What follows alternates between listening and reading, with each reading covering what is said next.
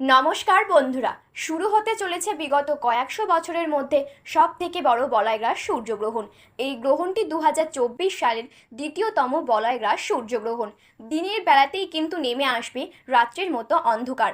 জ্যোতিষ শাস্ত্র মতে সূর্যগ্রহণ বা চন্দ্রগ্রহণকে অশুভ বলে মনে করা হয়, কারণ গ্রহণের সময় অশুভ শক্তি জেগে ওঠে। ফলে বিভিন্ন জাতক জাতিকাদের মধ্যে খারাপ প্রভাব এবং ভালো প্রভাব উভয়ই লক্ষ্য করা যায়। এই সময় গর্ভবতী মহিলা এবং শিশুদেরকে অন্তত সুরক্ষিত থাকতে বলা হয়। খালি চোখে সূর্যগ্রহণ দেখা অন্তত ক্ষতিকর।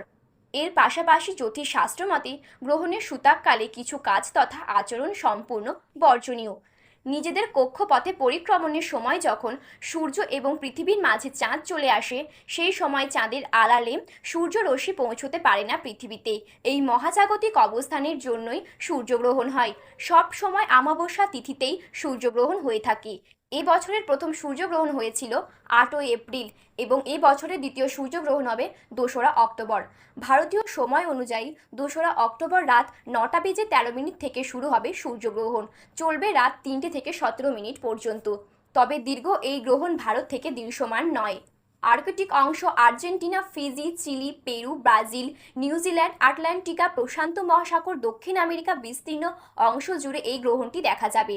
সাধারণত গ্রহণের 12 ঘন্টা আগে থেকে শুরু হয় সূতককাল। জ্যোতিষ তথা বাস্তু বিশেষজ্ঞ গৌরব কুমার দীক্ষিতের মতে রান্না করা, খাবার খাওয়া, ধারালো অস্ত্র ধরা, কোনো শুভ কাজ করা এই সময় নিষিদ্ধ। পুজো, নামগান, ভজন এই সমস্ত কিছু সূতককালে করা যাবে বলে মত জ্যোতিষীর। তবে গ্রহণ কোনো দেশ থেকে দৃশ্যমান না হলেও সূতককালে পালনীয় নিয়ম আচার অনুষ্ঠান পালন না করলেও ক্ষতি নেই বলে মত জ্যোতিষীর। তো এই ছিল আজকের গ্রহণ সম্পর্কে বিস্তারিত খবর। এই রকম গ্রহণ সম্পর্কে আরও বিস্তারিত খবর জানতে হলে আমাদের চ্যানেলটি সাবস্ক্রাইব করে পাশে থাকা বেল বাটনটি অল করে রেখে দেবেন।